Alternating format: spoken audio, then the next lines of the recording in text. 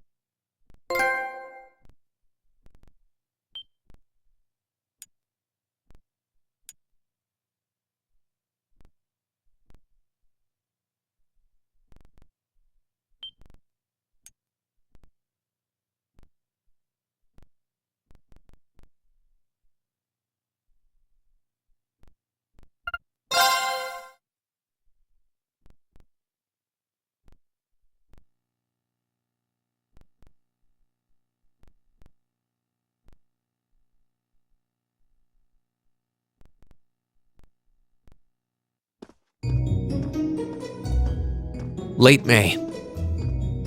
The lino flowers that painted Trista's spring fields had faded, replaced by lush greenery and a refreshing breeze.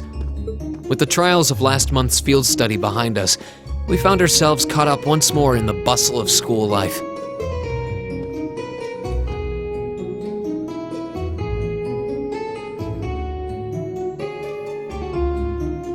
Both our combat training and academic studies continued to become more and more demanding. But May also heralded the beginning of specialist classes more befitting a military academy.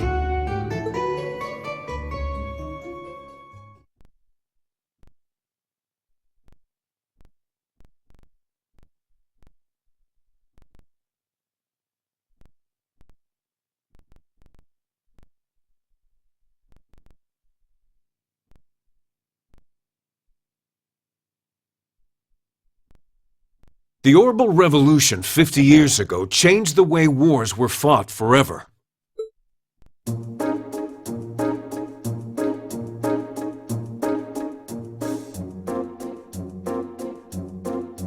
There are a number of reasons for this fundamental change, but 4 factors in particular that I would argue to be the most important.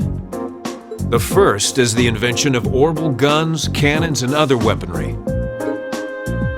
The increased accuracy of these weapons, as well as their ease of maintenance and manufacture, instantly rendered all other firearms obsolete. The second factor is the associated mechanization of the military. Orbal technology led to the formation of armored divisions made up of tanks and armored cars. The impact this new kind of tactical unit had on the battlefield, with its enhanced offense, defense, and mobility, cannot be overstated. The third factor is the invention of airships.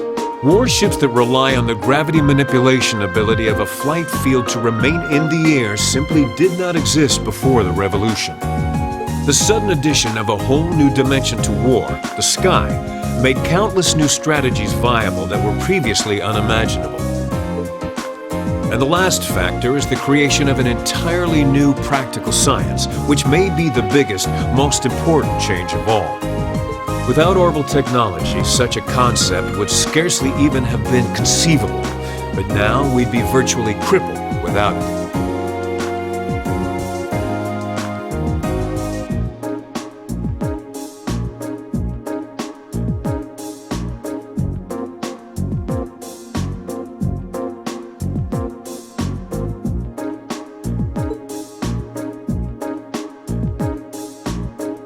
Reen Schwarzer, can you tell the class what that new scientific breakthrough was?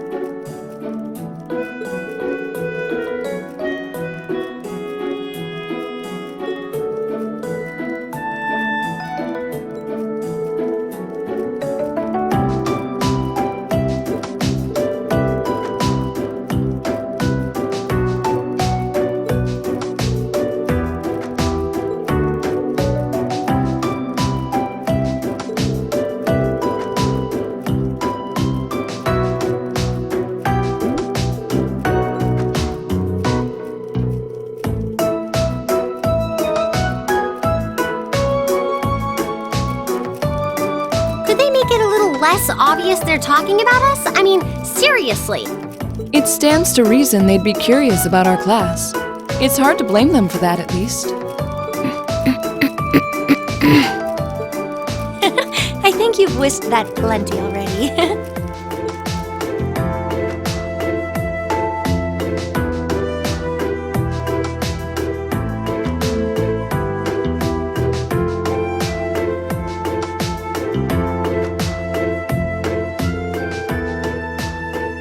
Likewise. I was lost at first, but it's slowly beginning to make more sense. Well, it is cutting-edge technology here in Erebonia, so I think most people are confused until they've gotten used to it. Machias and Usus both picked it up surprisingly quickly, though.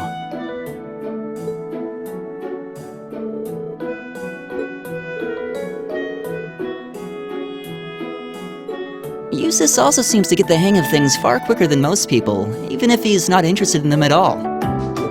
Which probably just adds insult to injury for Machias.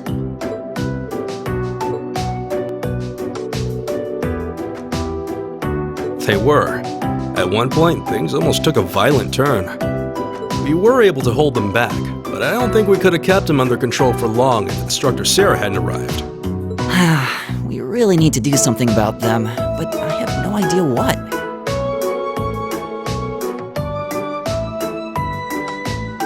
Rain Schwarzer. Huh? Isn't he from Class 1? That is correct. My full name is Patrick T. Higharms. I don't believe I need to say anything more than that. What? Are they prestigious? About as prestigious as they come. The Higharmses are one of the 4 great houses.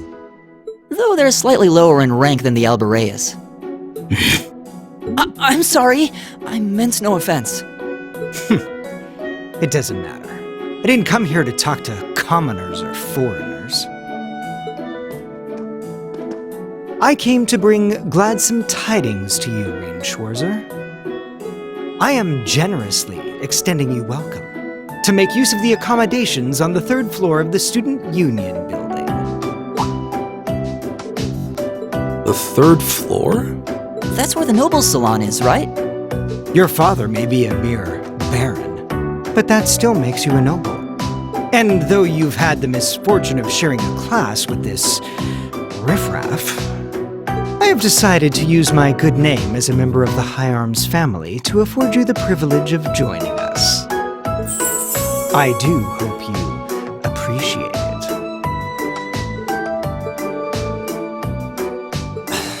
This hardly strikes me as the best place to be recruiting new members.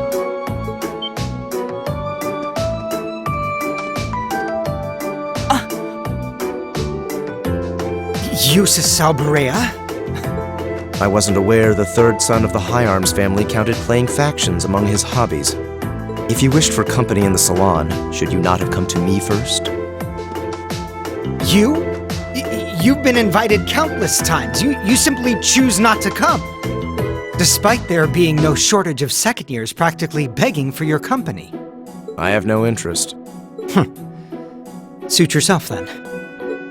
But you, Schwarzer, make sure you think long and hard about this.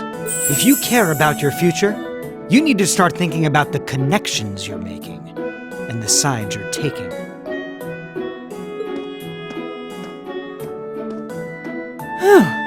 He's certainly not shy.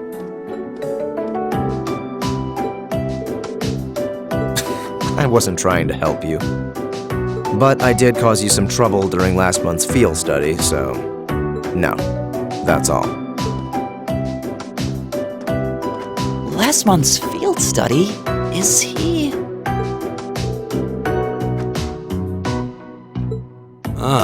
So he feels partially responsible for his family's actions then. He must have been looking for a way to apologize to you. I guess he has a nice side after all.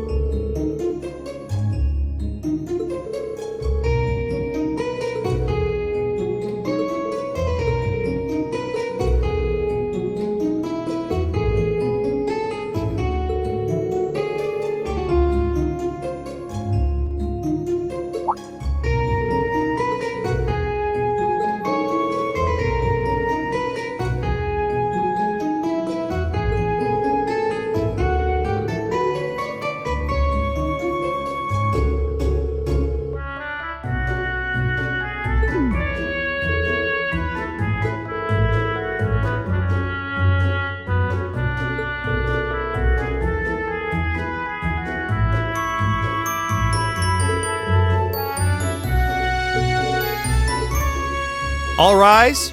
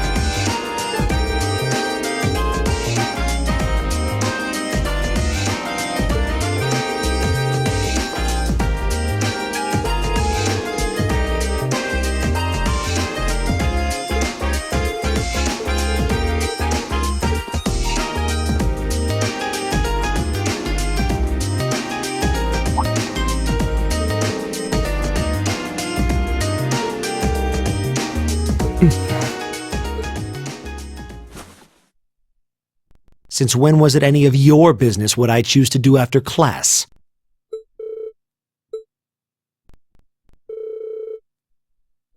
Not especially. It's actually my fault for being deceived so easily in the first place.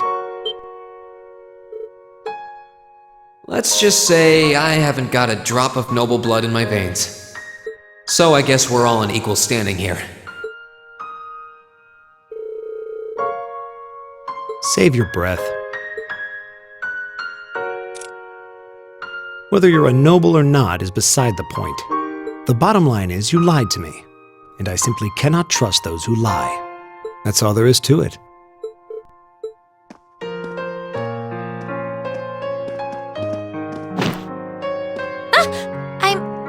I'm sorry. Now, please, think nothing of it. Oh, am I intruding? I accidentally left one of my textbooks in my desk, so I came back to fetch it.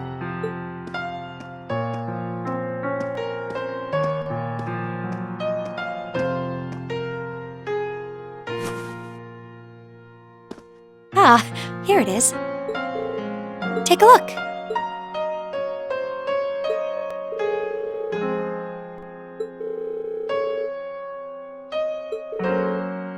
Oh, it's not for me. I promised to help Fee with her math studies. I found this at a bookshop in town and thought it might be of some use to her. Which reminds me, I should really be going. I'm sure she's waiting for me by now. I'll see you later, Reen.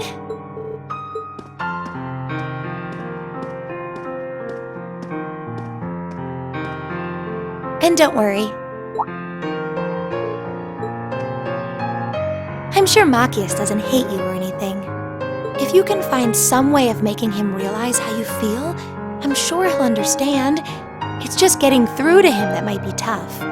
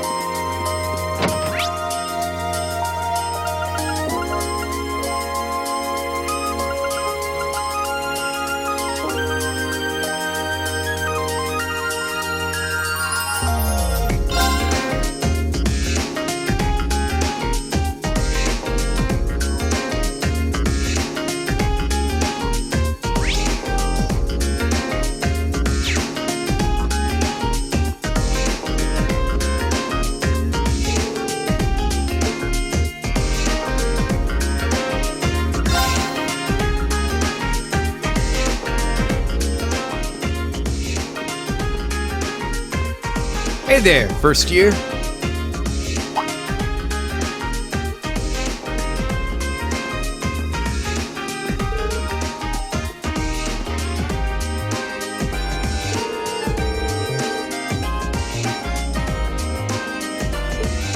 I wasn't trying to hustle you before, honest. Did you, figure out how I did it, though?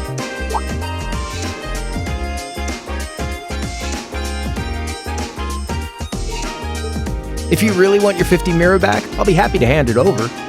But wouldn't you rather feel like you earned it? Come on, what do you say?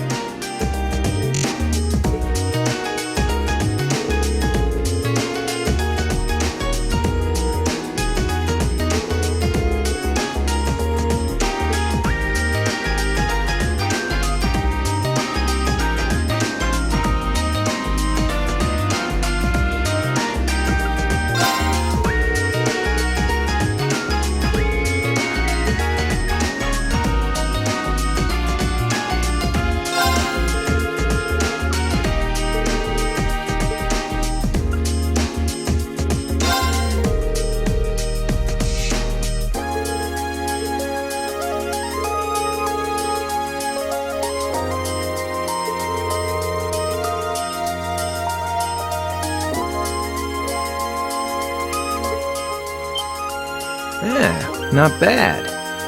It took you a while to get there, but I'll give it to you.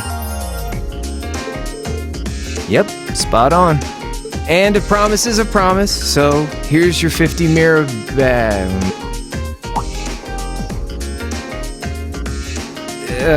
sorry. I've only got 10 mirror on me. Oh, really? Oh, that's mighty generous. Hey! Stop trying to leech money off innocent first years, you louse. Oh crap, it's the she-devil.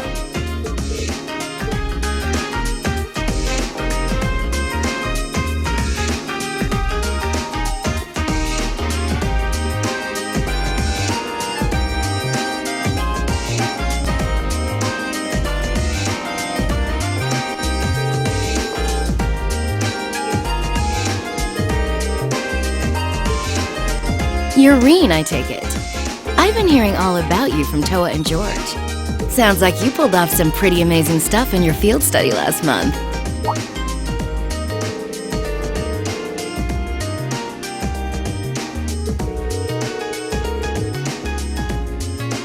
Same.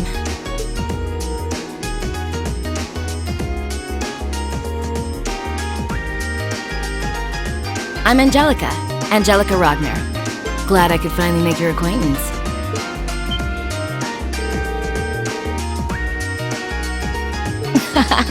Same reaction every time, I swear. Yeah, I'm his unworthy daughter. But he doesn't really want to have anything to do with me since I go around dressed like this. I think it's less how you dress and more how you behave. Where are you going on that bike at this hour anyway? Oh, George finally finished tuning the Orbal engine. So I figured I'd give it a run to the capital and back and see how it holds up. Sure must be nice not to have a care in the world. Look who's talking.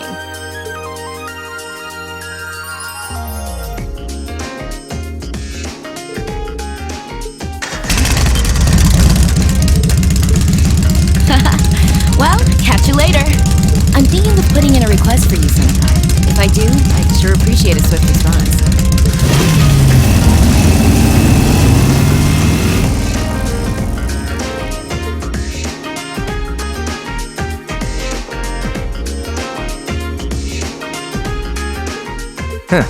Lost for words?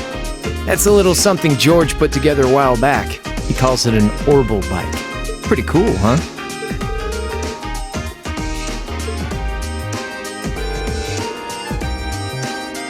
Nah. The Ruhr Institute of Technology started putting that one together as part of a test. Then George finished it off. Angelica put up the money for the parts herself. Oh, but Toa and I helped out too.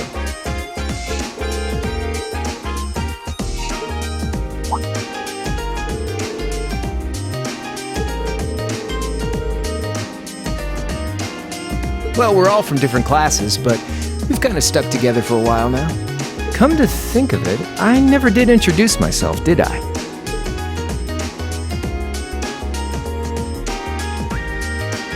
Name's Crow Armbrust, second year, Class 5. I'm sure I'll catch you around again. Later!